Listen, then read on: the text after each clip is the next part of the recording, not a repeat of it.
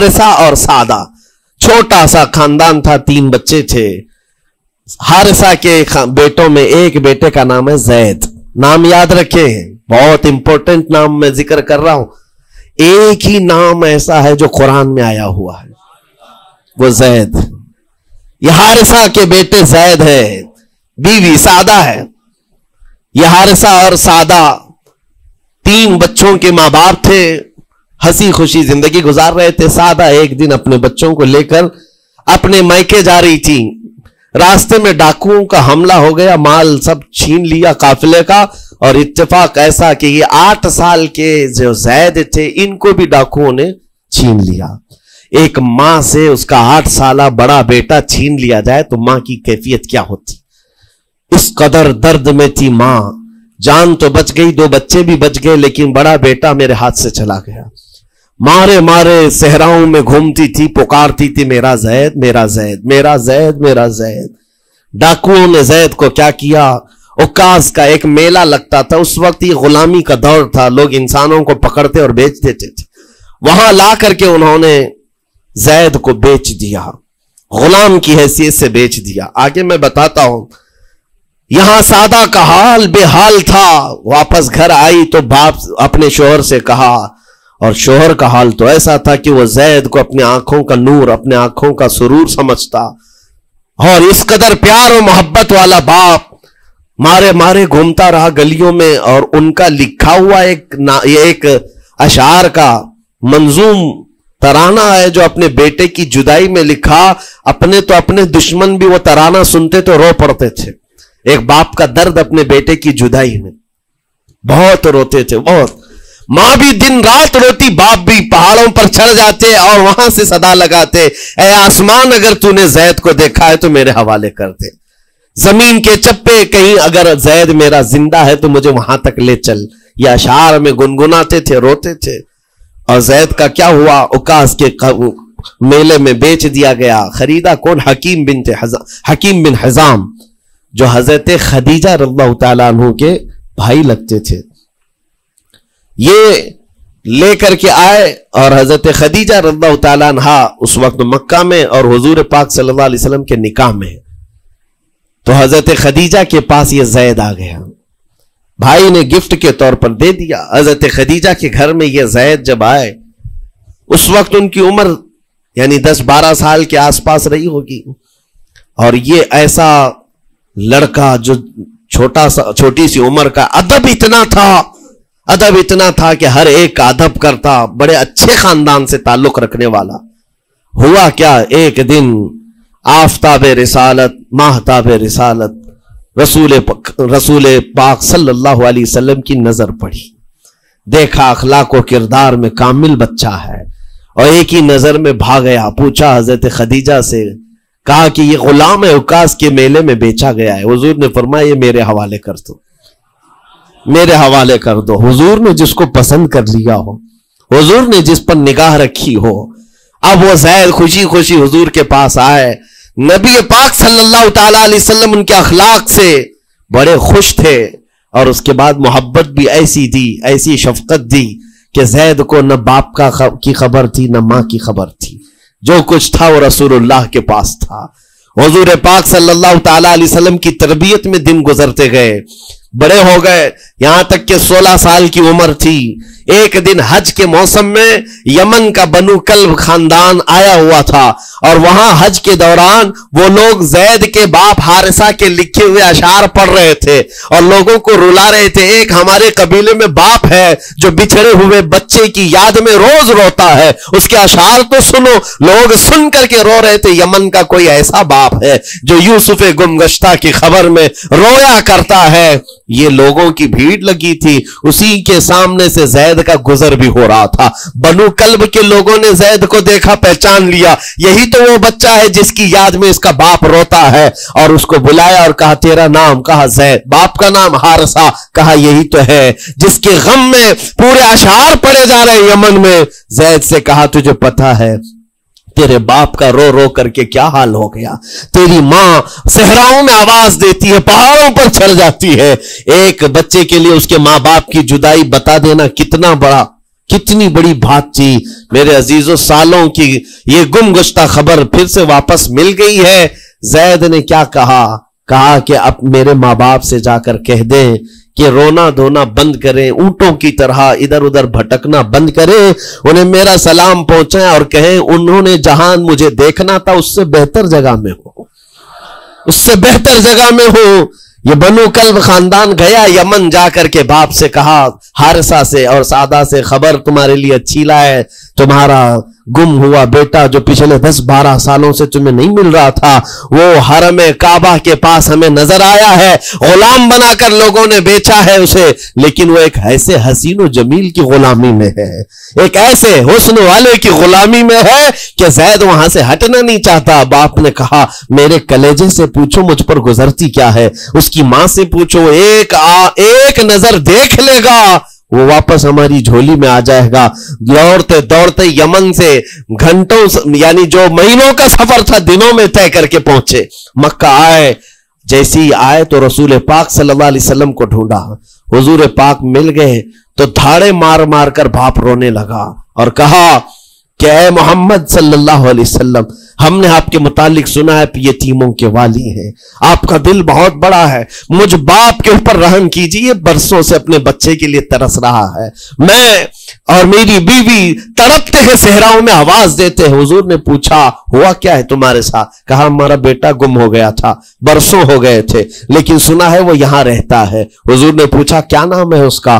कहा, जैद उसका नाम है, मेरा नाम हारिसा है। हुजूर पाक सल्लल्लाहु अलैहि वसल्लम के महबूब जैद के बारे में पूछ लिया। हुजूर जिससे खुद मोहब्बत करते हो, हुजूर जिससे मोहब्बत करते हो, बाप ने पूछ लिया। हुजूर ने फरमाया कि ठीक है, मैं एक बाप के कलेजे से उसके बेटे को अलग नहीं कर सकता, मां से उसके बेटे को जुदा नहीं कर सकता, लेकिन बात इतनी है कि जैद को बुलाया जाए, फैसला उसके हाथ में है, फैसला उसके हाथ में है। मैं जैद को बुलाता हूं। गुलाम थे उस वक्त, हजरत जैद को बुलाया गया और उस वक्त भरी जवानी वाला जैद है।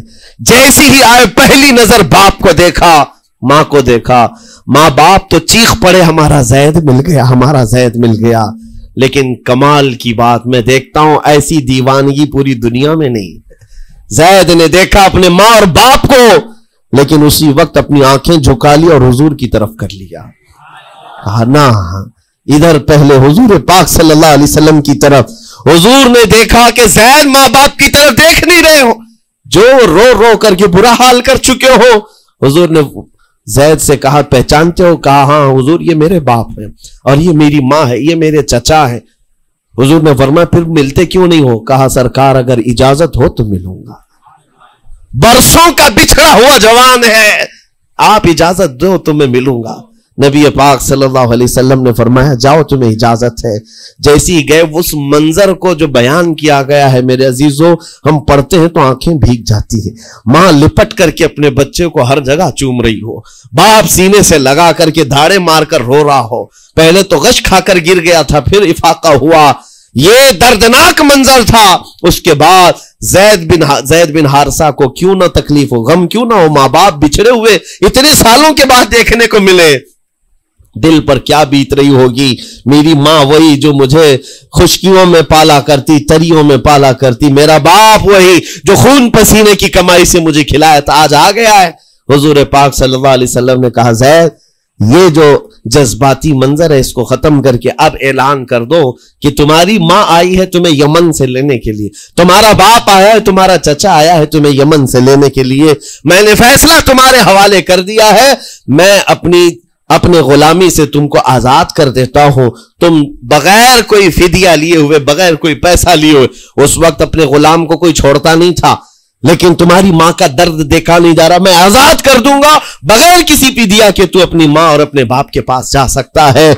इतना हुजूर का फरमान, आजाद कर देना मक्का में आसान नहीं था। बेटे को आजाद किया हुजूर पाक सल्लल्लाहु अलैहि वसल्लम ने, तब जानते हो वो कमाल का बेटा है जैद बिन हारिसा। उसी वक्त अपनी मां को देखते हैं, बाप को देखते हैं, चचा को देखते हैं, और उसके बाद मक्का वाले ये मंजर देखने के लिए जमा थे। मुखातिब होकर के कहते हैं, सारे मक्का वालों गवाह हो जाओ, मैं अपनी जिंदगी हुजूर मोहम्मद मुस्तफा के लिए वक्फ कर दिया है, میں نے محمد عربی صلی اللہ علیہ وسلم کے لیے زندگی وقف کر دی ہے. نہ مجھے یمن جانا ہے، نہ مجھے بنو کلب جانا ہے. ماں اور باپ دیکھتے رہ گئے. باپ نے پوچھا زید آزاد کیا گیا ہے اور آزادی کی زندگی کو چھوڑ کر تو غلامی کی زندگی کو قبول کر رہا ہے؟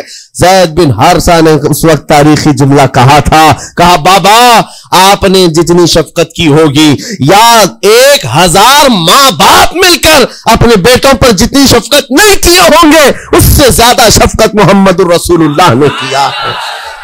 میں 1000 آزادیوں پر اس ایک غلامی کو، میں 1000 آزادیوں کو قربان کرتا ہوں اس ایک غلامی پر. میرے لیے زندگی بھر یہ غلامی کافی ہے. اتنا کہا تھا میرے آقا صلی اللہ علیہ وسلم نے اپنے باہوں کو پھیلا دیا، سینے سے لگایا اور زید بن حارثہ کو لے کر خانہ کعبہ کے پاس آئے. میرے عزیزوں ان کا حال بھی ایسا ہے کہ اگر کوئی ٹوٹ کر چاہتا ہے تو یہ نہیں ہے کہ تو چاہ رہا ہے، بلکہ ان کا حال یہ ہے اتنا دیا سرکار نے مجھ کو جتنی میری اوقات نہیں. یہ تو ان کا کرم ہے، ورنہ مجھ میں تو ایسی بات نہیں. آتا ہے فقیروں پہ انہیں پیار کچھ ایسا، خود بھیک دے اور خود کہے منگتے کا بھلا ہو. حضور اکرم صلی اللہ علیہ وسلم زید بن حارثہ کو پکڑتے ہیں، خانہ کعبہ کے پاس لے آتے ہیں. ہجوم جمع تھا، مکہ والے سب کھڑے تھے. تب نبی پاک صلی اللہ علیہ وسلم اعلان کر کے کہتے ہیں اے مکہ والوں سن لو، آج سے زید کو میں نے آزاد کیا ہے، اور صرف آزاد نہیں، آج سے یہ میرا وارث ہے اور میں اس کا وارث ہوں. یہ میرا بیٹا ہے. حضور نے تنہا ایک ہی صحابی کے لیے کہا یہ میرا بیٹا ہے. اور اس کے بعد زید بن حارثہ کو لوگ جو مکہ میں پکارتے تھے زید بن محمد کہتے تھے. محمد کا بیٹا زید رسول پاک صلی اللہ علیہ وسلم کے بیٹا ہونے کا شرف پایا ہے. میرے عزیزوں یہ جنہوں نے حضور صلی اللہ تعالی علیہ وسلم کے دربار کا ایک بار مزہ چکھ لیا تو وہ پھر یوں ہی کہتا ہے پھر کے گلی گلی تباہ، ٹھوکریں سب کی کھائی کیوں، دل کو جو عقل دے خدا تیری گلی سے جائے کیوں. حضور پاک کی گلی میں جو ایک بار مزہ لے لے وہ پھر دنیا کی ٹھوکریں نہیں کھاتا. اسی لیے آج تم سب کے لیے میرے عزیزوں ایک ہی فرمان میرے آقا صلی اللہ تعالی علیہ وسلم کا سنا کر رخصت ہوتا ہوں. ایمان کی حلاوت اس کو ملتی ہے جو اپنی زندگی میں سب سے زیادہ اللہ اور اس کے رسول سے محبت کرتا ہے. اللہ اس کے رسول سے محبت کرتا ہے. اور دوسری چیز یہ بھی ہے کفر میں جانے کو ایسا ناپسند کرتا ہو جیسے آگ میں ہاتھ ڈالنے کو ناپسند کرتا ہے. کفار و مشرکین کے میلے آج لگ رہے ہوں گے لیکن تمہارا امتحان ہوگا. 31 نائٹ آنے والی ہے، یہ آزمائش کی رات ہے. لوگوں کو دیکھا جائے گا کہ تم کون سی عیاشیوں میں جاؤ گے. تم اس رات کو کیا دنیا داروں کو دیکھ کر ان کے پیچھے بھاگ جاؤ گے. ایک بات یاد رکھو، شیروں کو جس کام کے لیے پیدا کیا گیا اسی کام پہ رہنا چاہیے. اور شیر اگر اپنا کام بھول جاتا ہے تو کتے اس کے اوپر لگ جاتے ہیں. تمہارا کام کتوں کی طرح بھونکنا نہیں ہے، تمہارا کام شیروں کی طرح دھارنا ہے. میرے عزیز محمد عربی صلی اللہ علیہ وسلم کے وہ شیر جو گٹر اور نالی کے لیے نہیں پیدا کیے گئے، اعلیٰ اخلاق و کردار کے لیے پیدا کیے. تم امت محمدیہ خیر امت ہو، شراب پینے کے لیے نہیں، جوا کھیلنے کے لیے نہیں، تاش کے پتوں پر مال اڑانے کے لیے نہیں، غلط نگاہوں کو پھیلانے کے لیے نہیں، آوارہ گردی کے لیے نہیں پیدا کیے گئے. تمہاری نسبت رسول اللہ سے ہے. اتنی بات یاد رکھو، اللہ نے مجھے خیر امت کہا ہے. میری آنکھیں اٹھ رہی ہیں تو فرشتے بھی دیکھ رہے ہیں، رب تعالیٰ دیکھ رہا ہے. میرے چلنے پھرنے کو رب تبارک و تعالیٰ اس کے علم سے کوئی ایک ادا بھی میری بے خبر نہیں ہے، غافل نہیں ہے. اس لیے عزیزان گرامی اوقات تمہارے اس آنے والے نئے سال کی کیسے آپ اوپننگ کرتے ہو، کیسے اس کی ابتدا کرتے ہو، یہ تمہارے ہاتھ میں ہے. گناہوں کی لذت کے ساتھ اپنی زندگی کا ایک نیا سال شروع کر رہے ہو یا پھر رب تبارک و تعالیٰ کی تسبیح و تہلیل اور مصطفیٰ کریم کے قدموں میں درود بھیج کر اپنے نئے سال کی ابتدا کرتے ہو.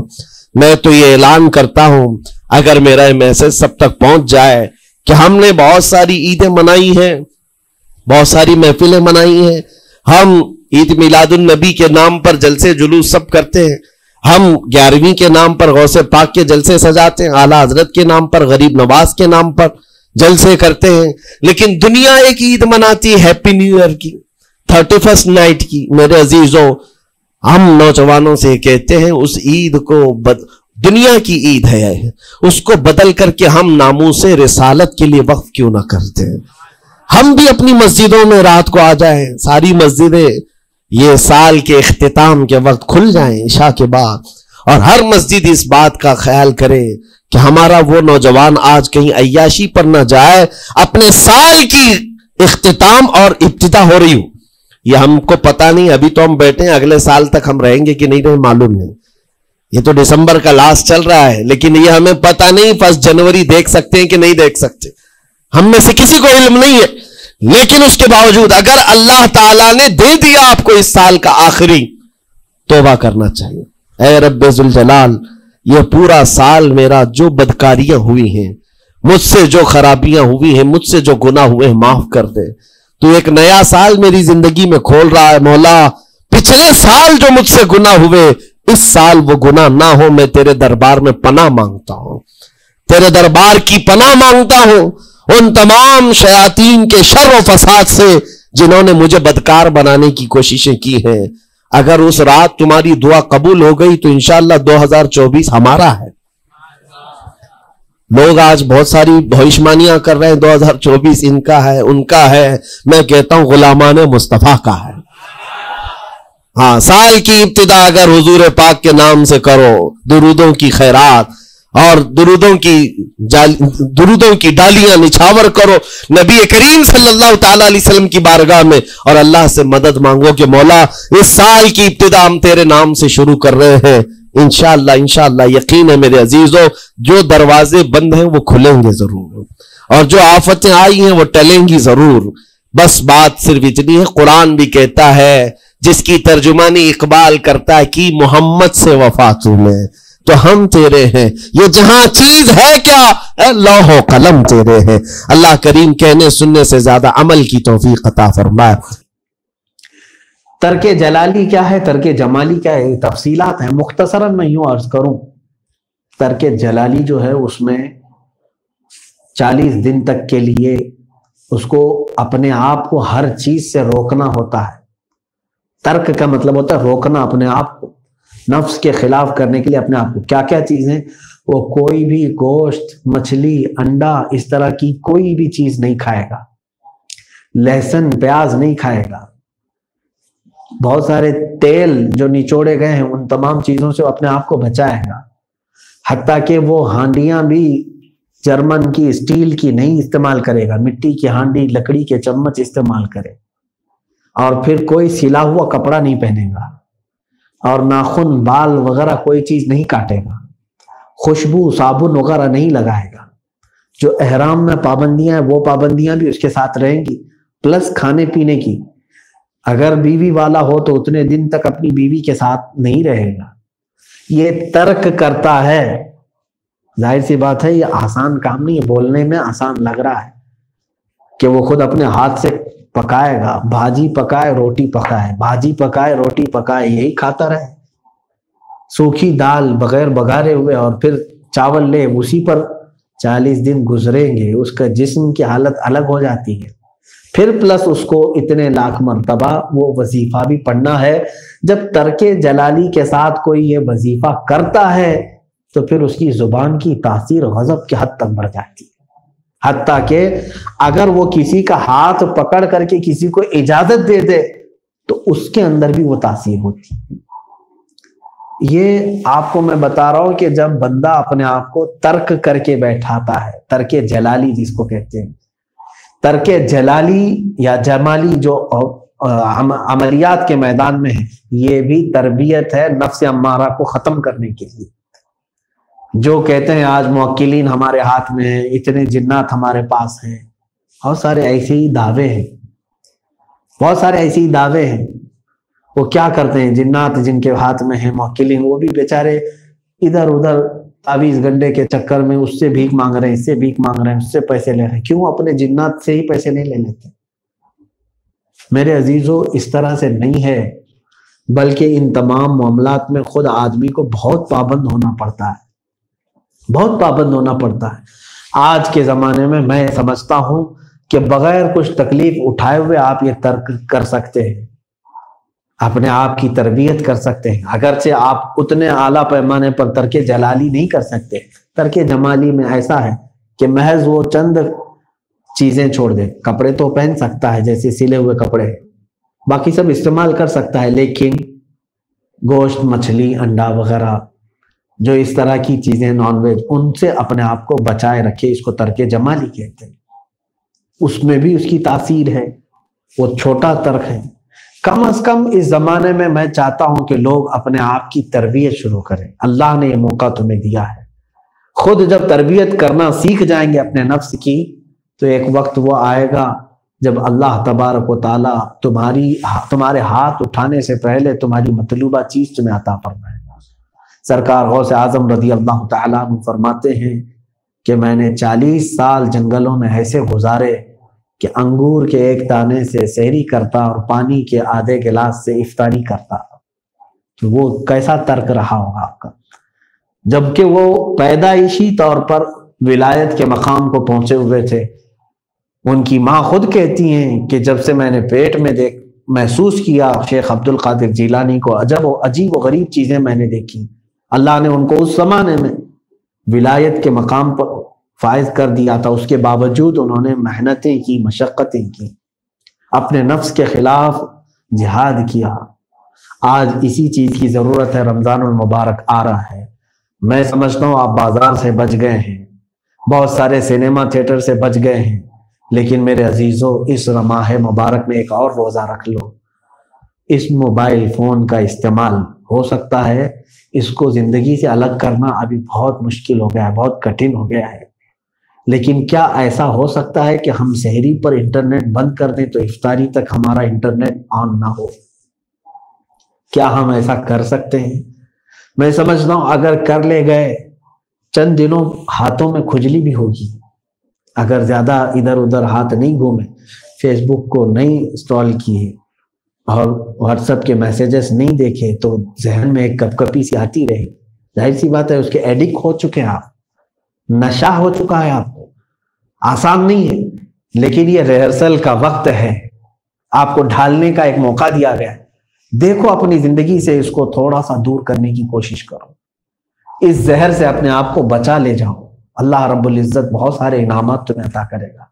مجھے یاد ہے پچھلے سال ہمارے بچوں سے میں نے یہ کہا تھا، تو میری نظر میں ایسے کئی بچے ہیں الحمدللہ نوجوان جنہوں نے پہلی رمضان کو اپنا اسمارٹ فون اندر رکھ دیا تو عید کی رات تک اس فون کو اٹھایا ہی نہیں تھا۔ چھوٹا سا موبائل لے کر کے رہے، فون آتا جاتا ہے، میسج دیکھتے ہیں، ظاہر سی بات ہے چند دنوں بے چینی میں رہے ہوں گے، لیکن اتنا ضرور ہے کہ جس نے یہ کر لیا اپنے ساتھ، میں سمجھتا ہوں دنیا کی وہ ہر مشکل گھڑی میں اپنے آپ کو وہ ڈھالنے کی کوشش کر سکتا ہے، اس کے لیے پھر کوئی چیز مشکل نہیں ہوگی انشاءاللہ۔ جو اچھے وقت میں اپنے آپ کو اس طرح سے پابند کر لے گا تو برائیوں کے اور مصیبتوں کے وقت میں وہ انشاءاللہ ان مصیبتوں سے آسانی سے گزر جائے گا۔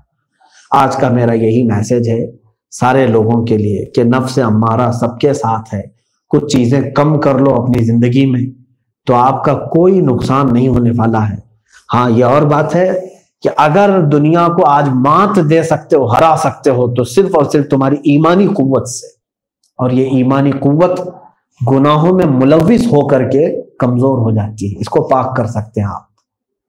ایک ہیرا ہے، ہیرے کی چمک کا کوئی انکار نہیں کر سکتا کہ کتنا چمکیلا ہوتا ہے، لیکن ہیرا جب کیچڑ میں گر جاتا ہے تو کیا اس سے اجالا آ سکتا ہے؟ لیکن ہیرا تو ہیرا ہے، کہیں گیا نہیں، کیچڑ میں گرا ہوا ہے۔ ہیرے کی چمک ویسی ہی رہے گی، اندر ہے، لیکن ہم نے اس کے اوپر کیا ڈالا ہے؟ کیچڑ ڈالا ہے، جس کی وجہ سے اس کی چمک کسی کو بھی نظر نہیں آتی۔ صرف کام اتنا ہے وہ کیچڑ ہٹائیں، ہیرے کو دھل دیں، تو پھر پورے لوگوں کو نظر آئے گا کہ اس کی چمک کتنی تیز ہوتی ہے۔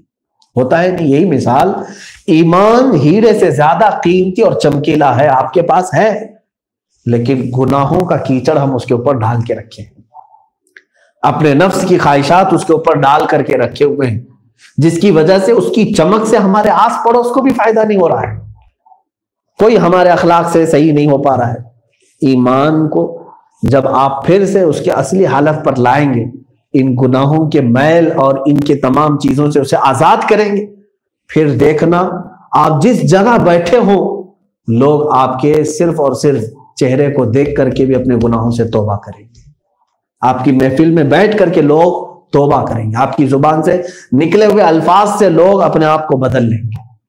بس اتنی سی ضرورت ہے کہ اس ہیرے جیسے ایمان کو صاف کرنے کے لیے اللہ نے اب یہ موقع عطا فرمایا ہے کہ آپ رمضان بھی ہے اور لاک ڈاؤن بھی ہے۔ اللہ رب العزت ہم سب کو نفس امارہ کی شرارتوں سے محفوظ و مامون فرمائے۔ قدیر و جبار خدا، ہم چاہ کر کے بھی بچ نہیں پاتے۔ میرے آقا صلی اللہ تعالی علیہ وسلم نے جب اللہ تیرے بارگاہ میں یوں عرض کی ہے دعا کے طور پر، اللہم لا تکلنی الی نفسی طرفت عینی، اے اللہ تو مجھے میرے نفس کے حوالے ایک منٹ کے لیے بھی نہ دے، ایک آن کے لیے بھی مجھے میرے نفس کے حوالے نہ فرما، تو اپنی حفاظت میں رکھ۔ جب وہ رسول پاک صلی اللہ علیہ وسلم نے یہ دعا کیا ہے تو مولا ہم جیسے گنہگار، ہم جیسے اسیاں شیار خطا کار، اگر تو نے ہم سب کو ہمارے نفس کے حوالے چھوڑ دیا تو مولا ہم تو بچ ہی نہ پائیں گے۔ اے قدیر و جبار خدا، تو ہمیں ہمارے نفس کے حوالے ایک سیکنڈ کے لیے بھی نہ دے، تو اپنی حفاظتوں میں ہم سب کو رکھ، ہم سب کی حفاظت فرما۔ وصلی اللہ تعالی علی خیر خلق محمد وآلہ واصحابہ اجمعین۔ کچھ ضروری چیزیں جو آج مجھے بیان کرنی تھی وہ یہ ہیں، کچھ اعلانات بھی ہیں، خاص طور پر یہ چیز کہ رمضان المبارک آج سے انشاءاللہ العزیز اگر شروع ہو جاتا ہے، فوراً مغرب کے بعد رمضان کی شروعات ہوتی ہے، تو سب سے پہلی چیز یہ کریں کہ چاند دیکھنے کی کوشش کریں اپنے اپنے گھروں سے ہی، اور یہ چاند دیکھنا عبادت ہے، اس میں دعا کریں اے اللہ یہ چاند ہمارے لیے امن و امان والا بنا دے اور اسلام اور سلامتی والا چاند بنائے۔ اس کے بعد تراویح شروع ہو جائے گی۔ تراویح ہر مرد اور ہر عورت مسلمان پر یہ ضروری ہے، سنت مؤکدہ ہے بالاتفاق بالاجماع، اور اس کی جماعت جو حضرت عمر فاروق رضی اللہ تعالیٰ عنہ کے زمانے سے قائم ہوئی، آج گھر میں بھی آپ جماعت کے ساتھ پڑھ سکتے ہیں یا تنہا پڑھ سکتے ہیں۔ بہت سارے لوگ ہم سے یہی سوال کر رہے ہیں، چونکہ ہر وقت ہر سال لوگ مسجدوں میں جاتے، امام کے پیچھے کھڑے ہو جاتے، پڑھ کر کے آ جاتے ہیں۔ آج پہلی مرتبہ ایسا اتفاق ہو رہا ہے کہ خود کو پڑھنا پڑ رہا ہے یا خود کو پڑھانا پڑ رہا ہے، اور آج میں سمجھتا ہوں ان لوگوں نے مسجدوں کو بند کیا ہے۔ مسجد کا ایک امام ہوتا تھا، آج گھر گھر میں امام ہو گئے ہیں، اور ہزاروں کی تعداد میں آج امام ہم سے فون کر رہے ہیں، میں اپنے گھر کا امام بن رہا ہوں، میرے پیچھے میرے 4 بیٹے پڑھیں گے، کسی کے پیچھے اس کے بھائی پڑھیں گے، تو گھر گھر میں آج امام ہے۔ اللہ ایسے اسلام کو اور ترقی عطا فرمائے۔ بہرحال آپ امام بن رہے ہیں تو یہ پہلا آپ کا تجربہ ہے، تو مجھے کچھ باتیں عرض کرنی پڑیں گی۔ امام کے لیے کیا الگ سے نیت ہوتی ہے؟ کچھ لوگوں نے یہ سوال کیا۔ نہیں، الگ سے نیت نہیں ہے، بس آپ یہ نیت کریں میرے پیچھے جو کھڑے ہیں میں ان کی امامت کر رہا ہوں، بس میرے پیچھے جو اقتدا کر رہے ہیں میں ان کی امامت۔ باقی نماز کی جو نیت ہے ویسی کریں گے، تراویح کی جو نماز ہے۔ کچھ لوگ کنفیوژن کے شکار ہیں اور بہت سارے کنفیوز ہیں کہ 4 رکعت سنا میں کچھ عورتیں تراویح کی نماز پڑھ لیتی ہیں، ایسا ناجائز ہے، ایسا نہیں ہے، بلکہ تراویح کی 2 رکعت ہی پڑھی جائے گی، ہر 2 رکعت پہ آپ کو سلام پھیر دینا ہے۔ اب کیا پڑھیں گے اس میں وہ بھی ٹینشن میں ہیں کچھ لوگ، کہ امام صاحب کے پیچھے ہم پڑھتے تھے، پورا قرآن سنتے تھے، تو آپ کے لیے آسان یہ ہے کہ علم تری کیف سے پڑھیں آپ۔ اگر 10 سورے آپ کو یاد ہیں تو 10 سورے 2 مرتبہ پڑھیں گے تو 20 ہو جائیں گے۔ پہلی 2 رکعت میں علم تری لإیلافی، پھر 2 رکعت میں ارأیت الذی انا اعطینا، اس طرح سے آپ یہی ریپیٹ 10 سورے 2 مرتبہ کر دیں گے تو کتنی رکعت ہو جائے گی؟ 20 رکعت۔ یہ بھی آسان طریقہ ہے۔ اس کے علاوہ بھی اگر آپ کو سورتیں یاد ہیں، کہیں سے بھی قرآن یاد ہے، وہ آپ پڑھیں۔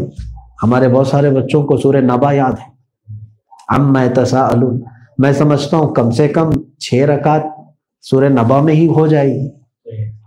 سورہ یاسین کئی لوگوں کو یاد ہے، سورہ یاسین میں کم سے کم 10 رکعتیں ہو جائیں گی انشاءاللہ۔ تو اس طرح سے آپ ویسے بھی پڑھ سکتے ہیں، کہیں سے بھی پڑھ سکتے ہیں۔ قرآن پاک پڑھنا 3 آیتیں بھی اگر پڑھ لیا 1 رکعت میں تو اس کی نماز ہو جائے گی۔ ہر 2 رکعت پہ سلام پھیریں اور 4 رکعت پر بیٹھ جائیں۔ اور تسبیح تراویح پڑھیں۔ اب ہمارے علاقے میں کرناٹک وغیرہ میں ادھر جو ہے لمبی تسبیحیں پڑھی جاتی ہیں۔ اب چونکہ ہمارے بیان سارے لوگ سن رہے ہیں اس لیے مجھے جگہ خاص کر کے بتانا پڑ رہا ہے۔ ہمارے ہاں خاص طور پر ہر 2 رکعت پہ تسبیح ہوتی ہے، ہر 4 رکعت پہ لمبی تسبیحیں ہوتی ہیں۔ تو ساری تسبیحات پڑھنا ضروری نہیں، لیکن جو تسبیح ثابت ہے، سبحان الملک القدوس، سبحان ذی الملک والملکوت، سبحان ذی العزت والعظمت والہیبت والقدرت والکبریاء والجبروت، سبحان الملک الحی الذی لا ینام ولا یموت، سبوح قدوس ربنا ورب الملائکۃ والروح۔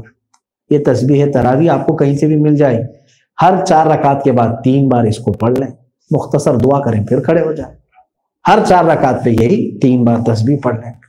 یہ تراویح کا طریقہ ہے۔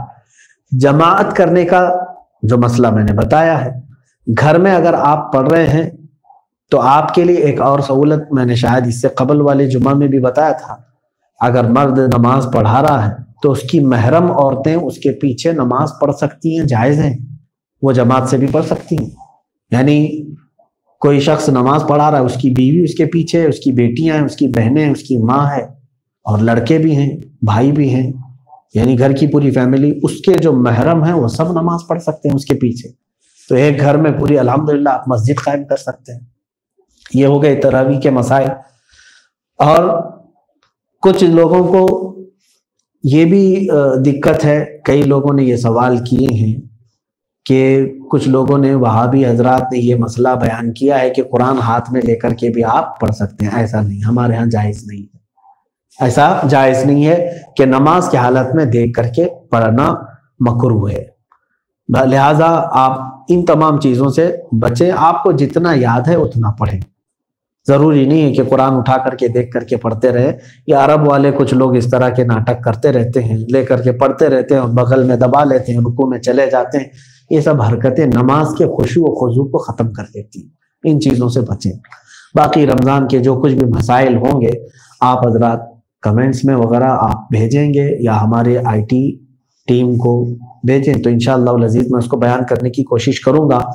اور رمضان المبارک میں ہمارا معمول یہ رہے گا انشاءاللہ العزیز، ہر تراویح کے بعد تراویح کی نماز انشاءاللہ العزیز ہم یہاں پر قائم کریں گے۔ مثلا میں دعوت نہیں دے رہا ہوں اس چیز کی کہ لوگ پھر جہاں ہیں ہم کو ڈھونڈ کر کے جماعت میں شامل ہونے کی کوشش نہ کریں۔ میں جس جگہ پر بھی ہوں، مختصر حضرات میرے ساتھ نماز پڑھ رہے ہوں، مختصر کا بھی مطلب وہ تعداد نہیں معلوم مجھ کو، چھوٹی سی تعداد ہو تو میں نماز پڑھوں گا انشاءاللہ العزیز، اور میرا معمول ہے قرآن پاک پڑھنے کا، میں قرآن پڑھوں گا۔ ہو سکتا ہے 10 بجے یا 10:30 بجے ہماری تراویح ختم ہو جائے تو اس کے فوراً بعد میں انشاءاللہ العزیز ہر دن جیسے تفسیر قرآن کا معمول تھا اسی طرح اس سال بھی انشاءاللہ العزیز آنے کی کوشش کروں گا۔ پچھلے سال، اس سے پہلے سال آپ نے قرآن کی روزانہ 1 پارہ جو پڑھتے تھے ہم اس کی تفسیر سماعت کرتے تھے، اس بار بھی میں بیان کرنے کی کوشش کروں گا۔ اس کے علاوہ سب سے بڑا جو ہمارا ایک رمضان المبارک میں گزارنے کا ایک طریقہ رہتا ہے ختم القرآن کا۔ الحمدللہ اس بار بھی تقریباً 1300 لوگوں نے اس میں اپنی شمولیت کا وہ دیا ہے۔ ہر سال 100، 200، 150، 300 تک گئے تھے پچھلے سال، اس بار آن لائن جب کیے تو 1300 لوگ ہو گئے۔ تو اس کا مطلب ہے کہ اس کا فائدہ بھی زیادہ ہے انٹرنیٹ کا کبھی کبھار۔ تو تقریباً 1300 لوگ ہمارے ساتھ قرآن پاک پڑھیں گے۔ اس کا طریقہ یہ ہے کہ فجر کی نماز کے بعد 5:30 بجے انشاءاللہ العزیز میں بیٹھ جاؤں گا قرآن پڑھانے کے لیے۔ روزانہ ان کا اٹینڈنس بھی ہوگا، یہ یاد رکھیں جو لوگ جوائن ہوئے ہیں۔ ہم اس معاملے میں کتنی سختی کرتے ہیں وہ جو پہلے پڑھے ہیں وہ جانتے ہیں۔ جو لوگ حاضر رہتے ہیں وہ قرآن پڑھیں گے۔ صرف اور صرف میرے عزیزوں اس لیے میں چاہتا ہوں کہ اسی بہانے آپ کا پورے رمضان میں ایک قرآن تو ختم ہو جائے، پھر پتہ نہیں آپ دوسرے دنوں میں قرآن اٹھاتے بھی ہیں کہ نہیں ہیں۔ رمضان اس طرح سے گزر جائے، روزانہ ہم 1 پارے کی تلاوت کریں گے فجر کی نماز کے بعد۔ میں ٹکڑے کر کے آیتیں پڑھاتا ہوں تاکہ جو نہیں پڑھے ہوئے ہیں ان کو بھی قرآن آ جائے، جو پڑھے ہوئے ہیں وہ پڑھ لیں گے انشاءاللہ العزیز، ساتھ میں پڑھنے کی برکت ہوگی، اور جو بالکل نہیں جانتے وہ بھی انگلی رکھ کر کے کم سے کم پڑھتے رہیں گے۔ یہ انشاءاللہ العزیز چینل پر قرآن پاک اس طرح آئے گا کہ اسکرین پر بھی وہ پیج چلتا رہے گا جو ہم لوگ تلاوت کر رہے ہیں۔ عورتیں بھی اس میں شامل ہوں گی قرآن پاک 27ویں رمضان کو یا 29 رمضان کو جب قرآن ہمارا ختم ہوگا انشاءاللہ العزیز سارے لوگ ختم القرآن کی جس طرح سے سند ہر سال لیتے ہیں اس سال بھی دینے کی کوشش کی جائے گی، لیکن وہی لوگ جو روزانہ اپنی حاضری اس میں دیتے ہیں۔ یہ مت سمجھیں کہ کہیں پر بھی بیٹھ کر کے کس کو پتہ چلے، آپ کو کم از کم اس وقت کے ہمارے لوگوں بچوں نے یہ بنایا ہے آئی ٹی ٹیم والوں نے کہ 10 منٹ آپ کو ٹائم دیا جائے گا جس میں ایک لنک ہے ٹیلی گرام کی، اس میں آپ نے جو ای میل آئی ڈی سے رجسٹر کیا ہے وہ ای میل آئی ڈی اور اپنا نام اس میں جیسے ہی ڈال کے سبمٹ کریں گے ہمارے پاس آپ کا ڈیٹا آ جائے گا کہ آپ آج حاضر بیٹھے ہوئے ہیں، اور اگر آپ سو رہے ہیں تو ماشاءاللہ العزیز اگلے سال دیکھا جائے گا پھر آپ کی حاضری کو۔ یہ طریقہ ہے، اور لڑکیاں بھی شامل ہیں اس میں۔ ان لوگوں کا ایک سوال ہے کہ ان کے مخصوص ایام جو چھوٹ جاتے ہیں ان کے عذر کی وجہ سے اس میں کیا کریں، تو ان کے لیے اجازت ہے کہ جب وہ پاک ہو جائیں تو اپنے پیچھے چھوٹے ہوئے پاروں کو مکمل کر کے پھر سے ہمارے ساتھ شامل ہو جائیں، اس لیے کہ وہ عذر ہے ان کے ساتھ، اس لیے ان کے لیے چھوٹ دی جائے گی۔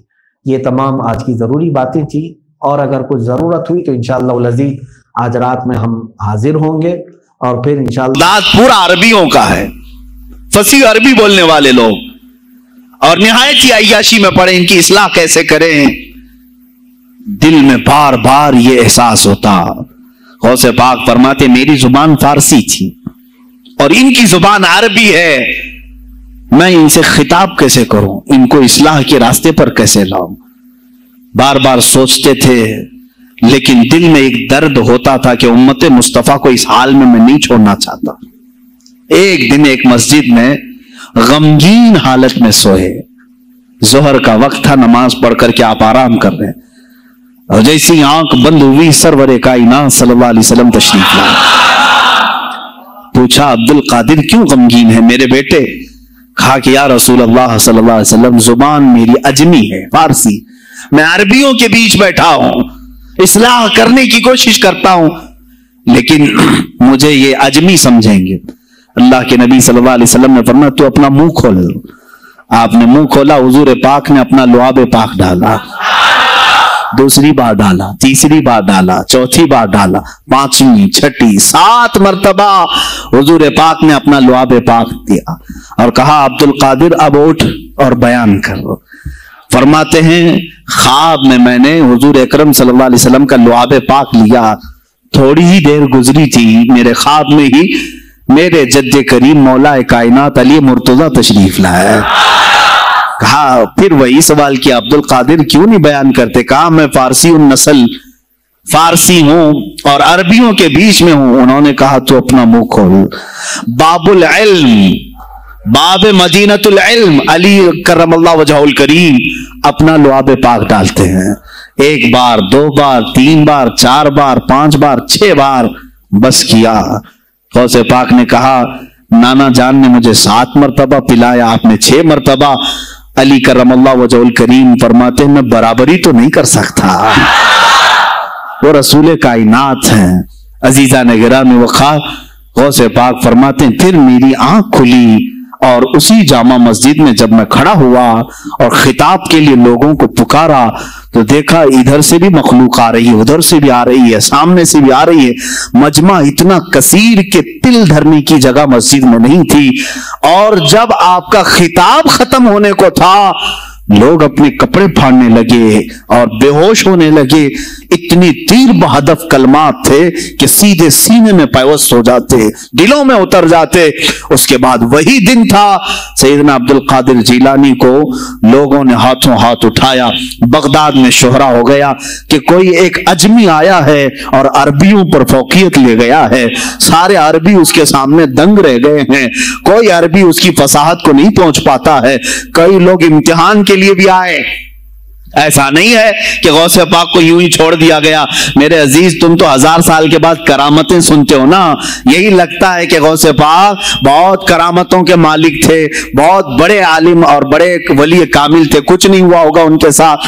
ہمارے سے زیادہ خطرے انہوں نے مولے ہیں، ہم سے زیادہ حاسدین ان کے تھے، دشمنی کرنے والے اپنوں میں بھی بہت سارے تھے۔ غوث پاک رضی اللہ تعالیٰ عنہ کا جب خطاب شروع ہوا، کیا ایک خطیب جب مشہور ہونے لگے تو دوسرے مولوی خاموش رہ جائیں گے؟ हसद की चिंगारी भड़कती है, वो गौसे पाक के खिलाफ भी भड़की। और बगदाद में जब ये शोरा होने लगा तो कई उलमा उस वक्त के जो बड़े बड़े पाए के आलिम हैं, उनकी किताबें आज भी मौजूद है, मैं नाम तज़किरे नहीं कर रहा, लेकिन उन्होंने टेस्ट लेने की गरज से, इम्तिहान लेने की गरज से कई लोगों को सवालात भेजे। एक दिन मजलिस में ऐसा था कि गौसे पाक तफसीर कुरान बयान करते थे। तफसीर कुरान बयान करना गौसे पाक का महबूब मशगला था, रोजाना कुरान की तफसीर अर्ज करते। एक दिन मजलिस में बड़े बड़े उलमा की जमात, जिसमें अब्दुल रहमान जोजी जैसे बड़े फकीह मुहद्दिस हैं, इनकी एक जमात आई। कुरान की जो आयत की तफसीर वो कर रहे थे, उस तफसीर को कई किताबों से उन्होंने अखज़ किया और लेकर के आए, मजमे में बैठे हैं। गौसे पाक ने तफसीर शुरू की। एक आयत की कितनी तफसीरें हो सकती हैं, कितनी तफसीरें हो सकती। एक तफसीर बयान किया, उसके बाद कहा इस आयत की एक दूसरी तफसीर ये है।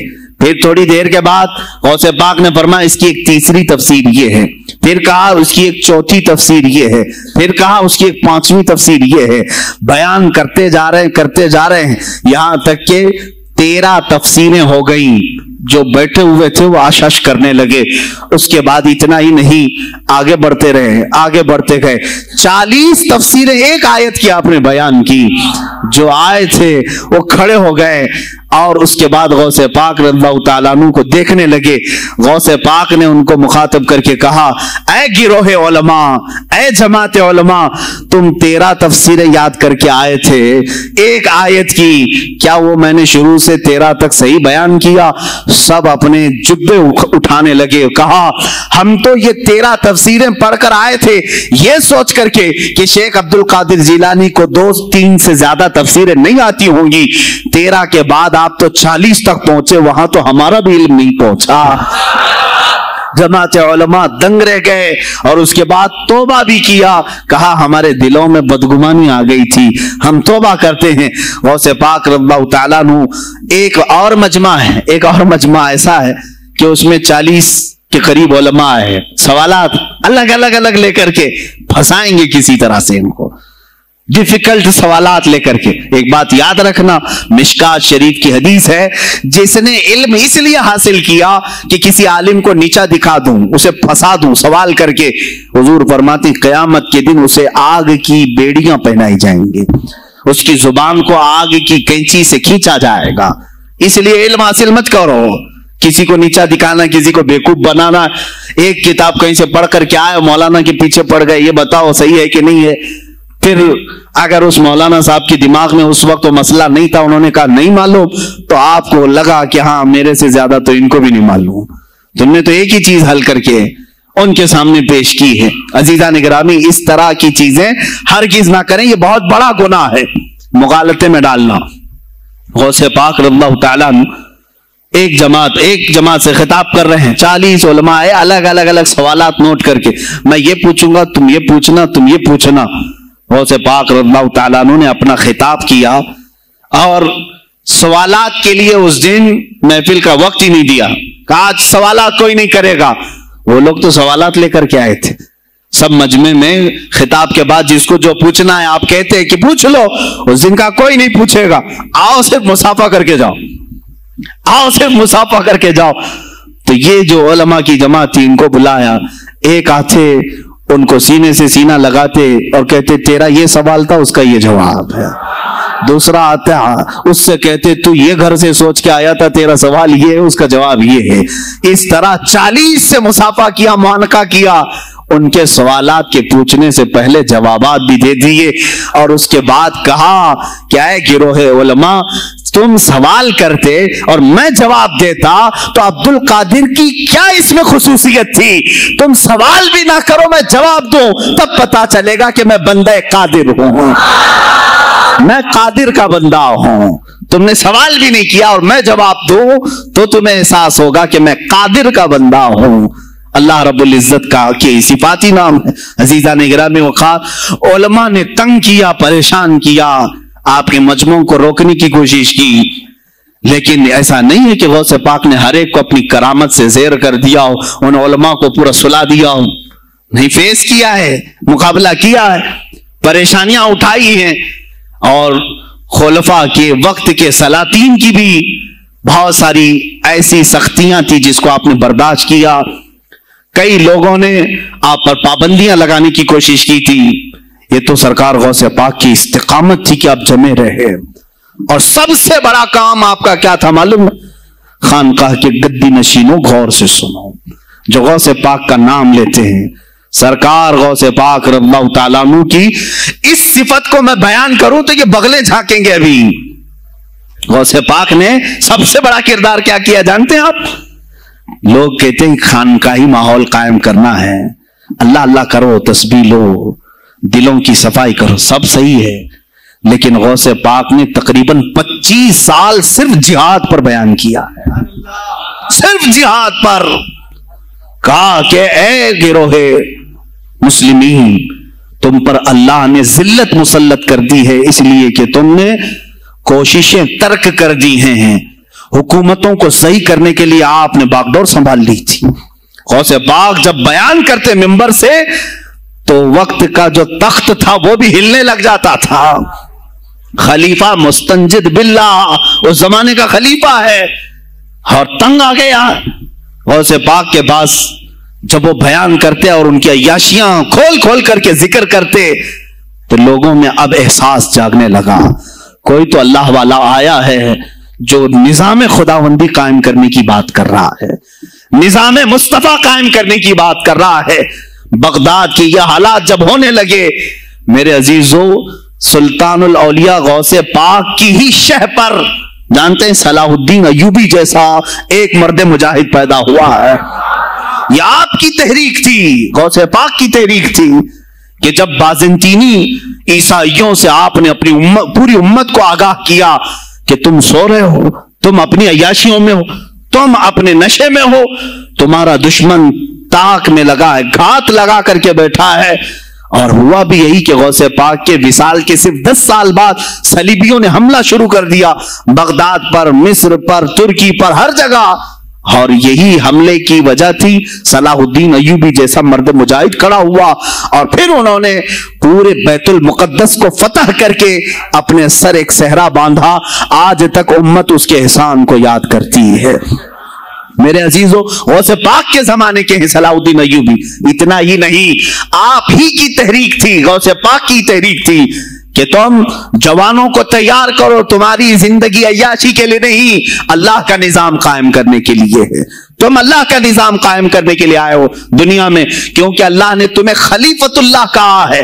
اللہ کے تم خلیفہ ہو, تم نائب ہو اللہ کے. تم یہاں پر اپنی موج مستی کے لیے نہیں آئے. اب اس زمین پر بات ہوگی تو صرف میرے مولا کی ہوگی, اس زمین پر بات ہوگی میرے مصطفیٰ کی ہوگی. یہ سیدنا عبد القادر جیلانی کا اعلان تھا. ہے کوئی آج پیران اسلام وہ اعلان کریں کہ آج اس زمین پر صرف ہم ناموس رسالت کی بات کریں گے؟ کون ہے؟ کیوں بیٹھے ہو؟ غوث پاک سے اگر تمہاری ادنا سی نسبت ہے تو پھر تمہیں اپنے جوانوں کو, اپنے مریدوں کو یہ سکھانا ہوگا کہ موٹے موٹے نذرانے دینے سے نہیں چلے گا, اپنی گردنیں حضور کو پیش کرنے کے لیے تیار کرو. تم تیار ہو جاؤ اپنا خون اور اپنی گردن بارگاہ مصطفیٰ میں دینے کے لیے.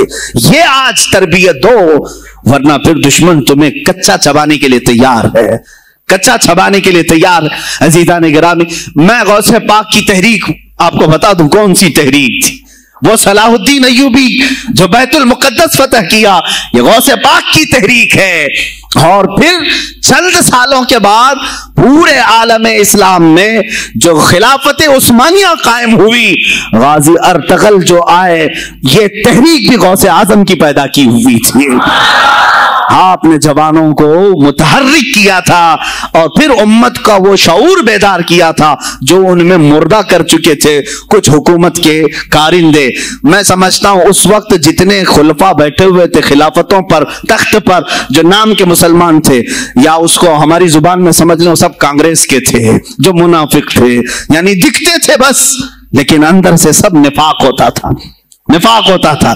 ہاں میں صاف کہوں گا, بغداد میں بھی کانگریس کا خلیفہ رہا ہوگا, مصر میں بھی اور ترکی میں بھی, اور निशापुर में भी इसलिए कि मुसलमानों के खून चूस करके तख्त पर बैठ तो जाते लेकिन पूरी जिंदगी गुजर जाती, मेरे मुस्तफा का नाम तक नहीं लेते थे, इनको बिठाते थे मुसलमान। आज आप भी तो यही कर रहे हैं, यही कर रहे हैं।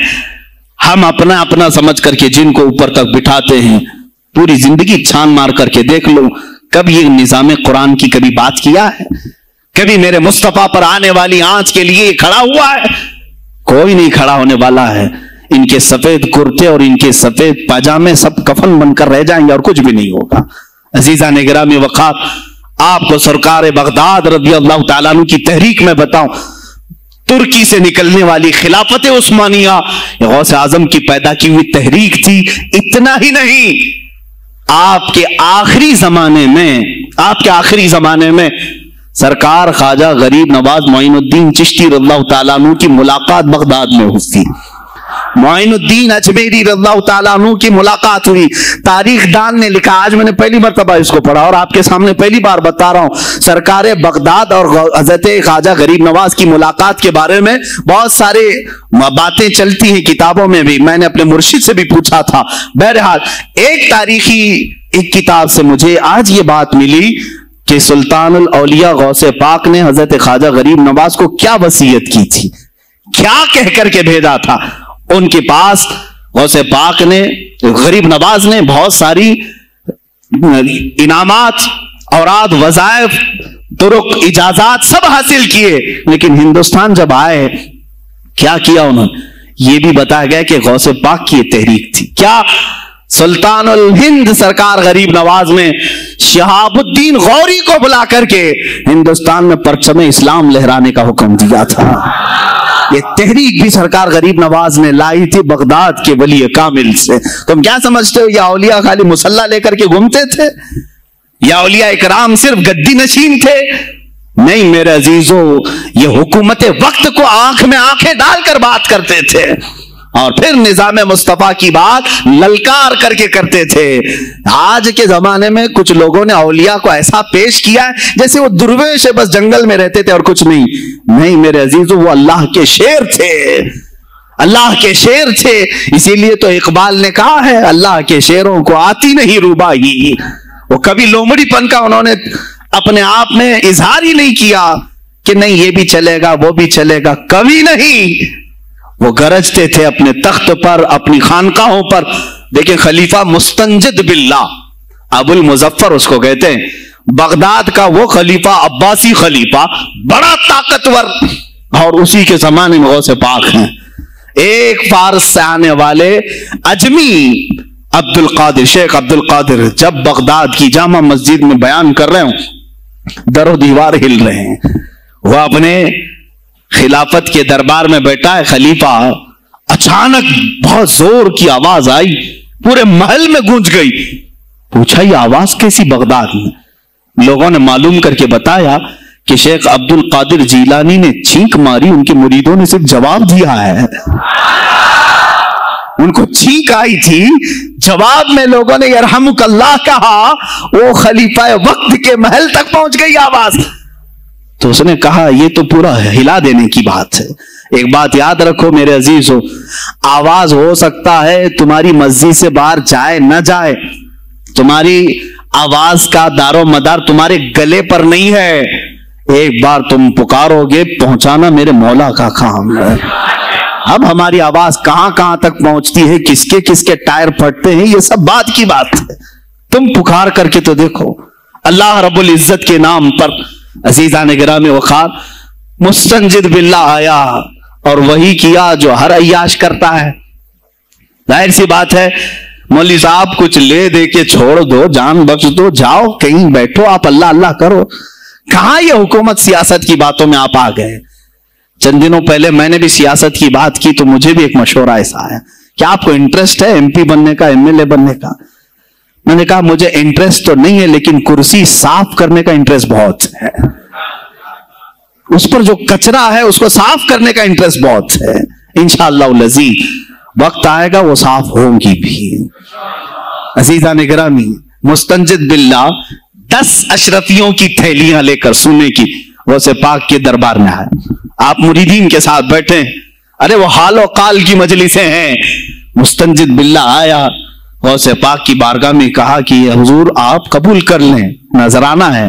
آپ نے کہا تو رکھ لے اپنا نذرانہ, تو اپنے پاس رکھ لے. کہا کہ ہدیہ قبول کرنا سنت ہے, آپ سنت کے خلاف کرتے ہیں. غوث پاک نے کہا اللہ ایک تھیلی لیا اور اپنے بغل میں دبا کر کے اس کو نچوڑنا شروع کیا تو اس سے خون ٹپکنا لگا.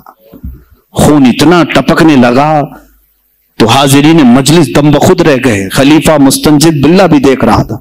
غوث پاک نے فرمایا ابھی تو یہ ایک تھیلی ہے, میں 10 کو نچوڑوں گا تو یہ خون تیرے دربار تک پہنچ جائے گا, تیرے دربار تک پہنچ جائے گا. تو مجھے وہ اشرفیاں دینے آیا ہے جو تو نے غریبوں کے مال کو چوس کر کے حاصل کیا, تو مجھے خریدنے کے لیے آیا ہے. اگر مجھے تیرے خاندان کی حرمت کا خیال نہ ہوتا تو میں آج پورے بغداد کی نالیوں میں اسی کا خون بہاتا. خلیفہ مستنجد باللہ بے ہوش ہو گیا, اور اس کے بعد جب ہوش آیا اس نے توبہ کیا اور آپ کے ہاتھ پر بیعت بھی کیا. اب اس کے بعد وہ خلیفہ ایسا پاک ہوا, نظر غوث جو پڑھی. اب اس کے بعد دربار خلافت کے حالات کیا ہو گئے سنیں. میں آج سیاست پر بات کر رہا ہوں.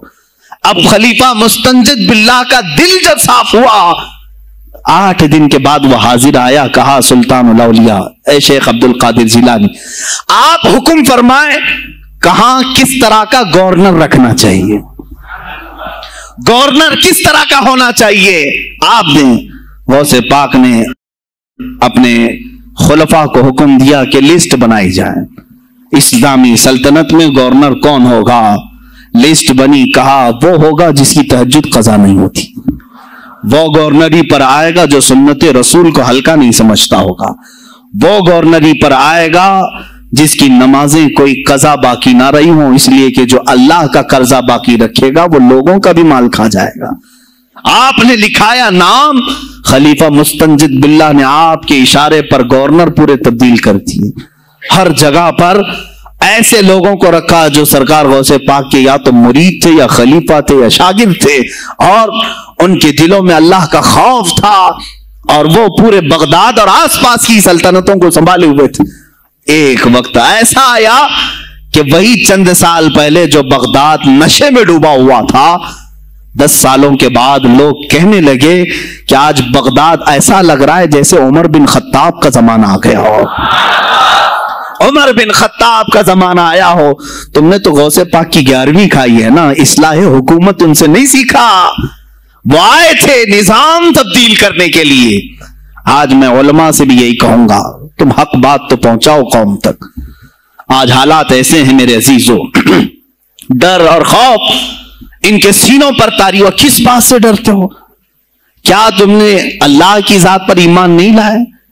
یہ نہیں کہتے ہو موت و حیات اللہ کے ہاتھ ہے, رزق اللہ کے ہاتھ ہے, پھر ڈرتے حکومت وقت سے کیوں؟ مجھے ابھی چند دنوں پہلے ایک میسج یہ بھی آیا تھا کہ حضرت آپ تو پاکستان کے علامہ خادم حسین کی تعزیت پر بیان کر رہے ہو, آپ دیکھ نہیں رہے یہاں کا ماحول کیسا ہے. عزیزان گرامی, اس دن مجھے افسوس اس بات پر ہوا, سوال پر, ہائے افسوس, اس قدر تمہارے ضمیر مردہ ہو گئے, اس قدر تم بزدل ہو گئے. لاکھوں لوگوں کے دلوں میں شمع عشق مصطفیٰ جگانے والے پر تمہاری زبان بند ہے, تمہاری زبان بند ہے. میں نے صرف ایک جملہ کہا, کوئی فرق نہیں پڑتا, میں اس ملک میں رہ رہا ہوں جہاں کا پرائم منسٹر ایک سور خبیث فرانس کے صدر کے لیے ٹویٹ کر سکتا ہے, تو میں پڑوسی ملک کی کسی عاشق رسول کی تعزیت کیوں نہیں کر سکتا؟ کیوں نہیں تعزیت کر سکتا؟ اگر ہندوستان کی تخت پر بیٹھنے والے کو فرانس کے صدر سے کوئی دلی عشق ہے, محبت ہے, تم اس کی معشوقہ ہو یا محبوبہ ہو, مجھے فرق نہیں پڑتا, لیکن اتنا ضرور ہے عاشق رسول مشرق میں ہو, شمال میں ہو, جنوب میں ہو, مغرب میں ہو, جب اس کی روح جائے گی تو ہماری بھی روح تڑپے گی. ہماری ڈور بندھی ہوئی ہے مدینۃ الرسول سے. میرے آقا صلی اللہ علیہ وسلم کی جو بات کرے گا وہ پھر کسی بھی ملک کا باشندہ ہو. تم کہتے ہو تعزیت کے لیے، ارے میرے عزیز اگر میں سامنے ہوتا تو اس کے قدموں کی خاک میں اپنے امامے پر رکھتا.